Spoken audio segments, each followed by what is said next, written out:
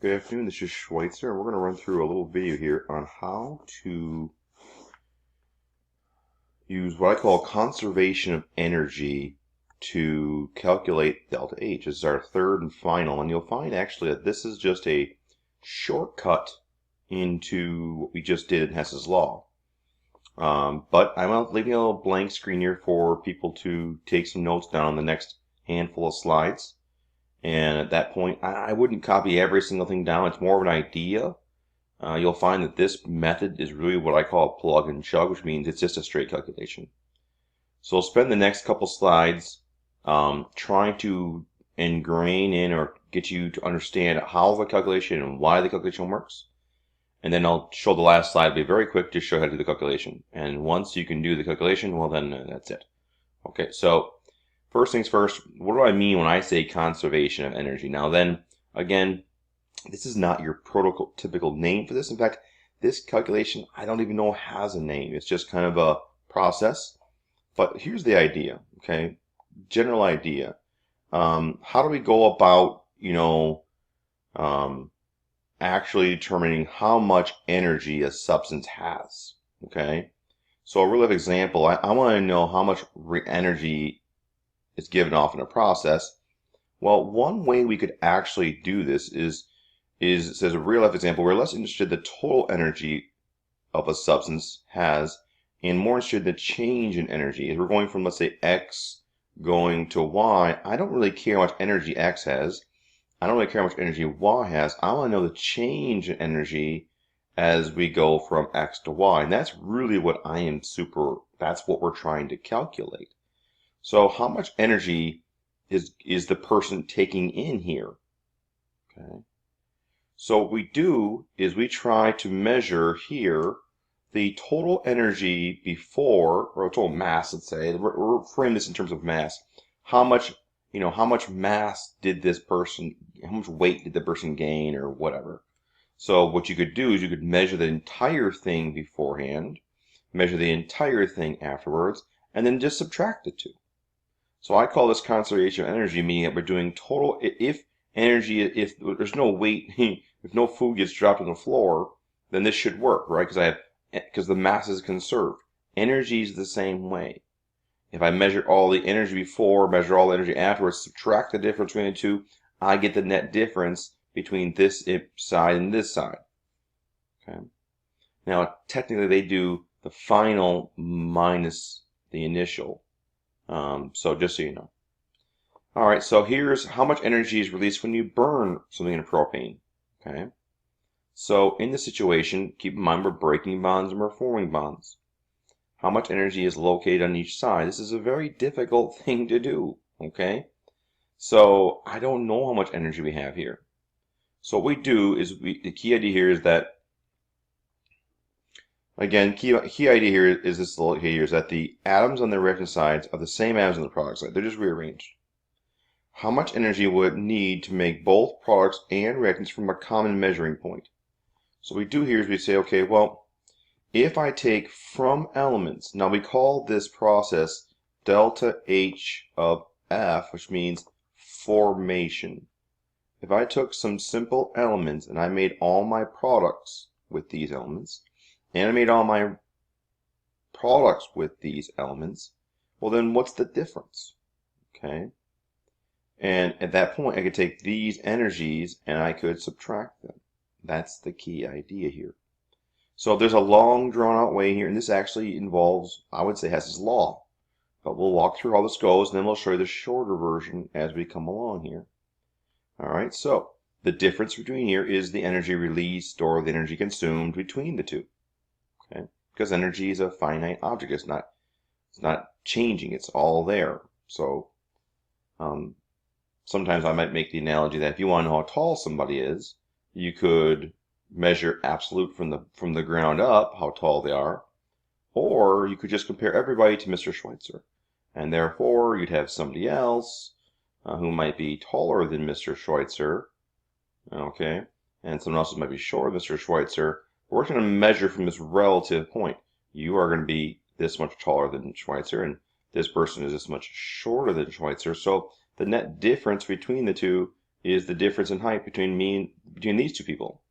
Okay, so it's kind of like that. It's absolute versus relative. They're using a relative difference here. I'm the relative person because to actually calculate total energy. If we could calculate total absolute energy, well then fine. Measure the total absolute energy on this side, measure absolute energy on this side, and then subtract the two. That's difficult to do. So we use a relative point, and this is our relative point. Doesn't matter what relative point you use, it's just a relative point. So in this case, so we're going to use what's called, using these elements, we write what's called the formation equation for each substance. Now this is not really all that difficult to do. Now I just did one of them here, okay, which is carbon plus hydrogen yields this guy. Okay. So the next one is going to be for this guy. So that's this guy. The next one's this one. Well, O2 going to O2 is nothing. It's the same item. So delta H of this guy, a formation for this guy, is 0. Okay. And I do the same thing for the other two. Okay. There's the O2 one, and of course this one's 0. Now again, it's not hard to write a formation equation out for carbon dioxide. Carbon plus oxygen yields carbon dioxide. Water plus oxygen equals water. And again, these are all just the values, and this information is collected in a lab and is in your thermodynamic tables. Okay, thermodynamic tables, and we'll see some of these coming up here in a moment. Okay, but you're given these tables. This information is given to you, and there's a table that has what's called. Okay, you'll see it. Delta H is the first column, I believe. Delta S is the second column, and delta G is the third column. We're just using this right now, enthalpy tables, and that value right there is this value right here. Okay. So elements are 0 always because that's our relative point. So going back to the idea of measuring from Schweitzer, how tall Schweitzer is, if you measure someone else who happens to be as tall as me, then their height would be 0. Are they actually 0 height? No, it's 0 relative to me. They still have the same difference in height from this tall guy. So it's a relative spot, so relatively it's 0. Does not mean 0 energy. Alright, so next thing you do is, okay, we're going to use Hess's law here. I want to find, and this is the long way, I want to find this guy. I have all my reactions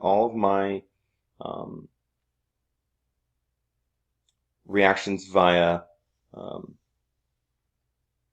formation from elements, and I want to make this guy. Remember our steps. First we do is flip them, and then we multiply if needed.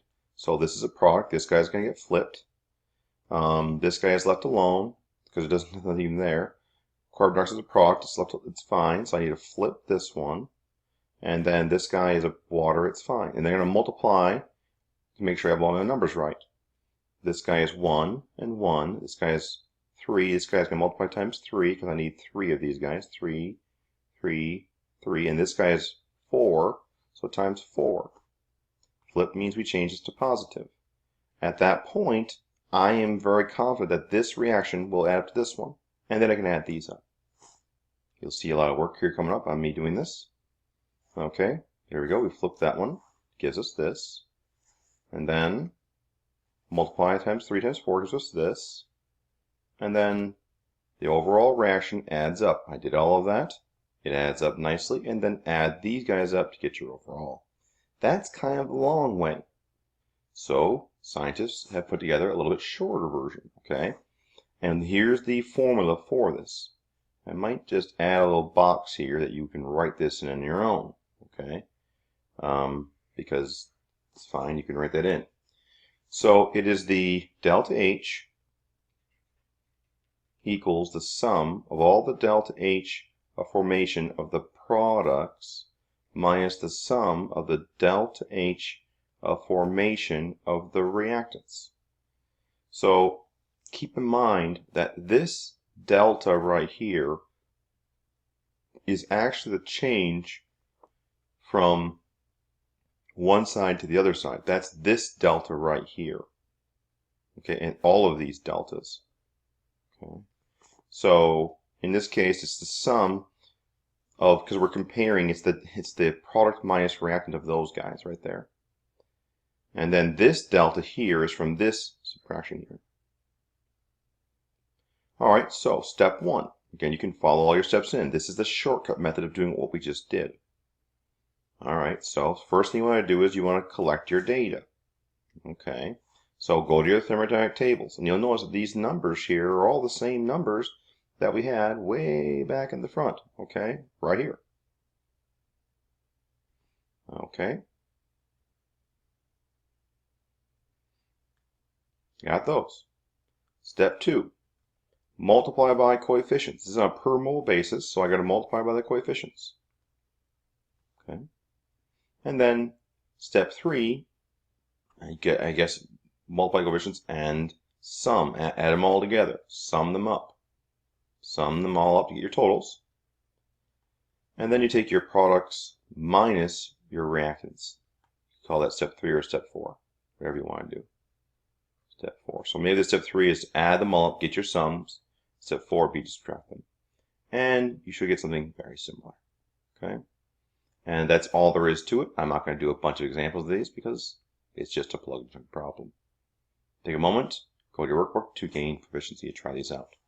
Thank you very much.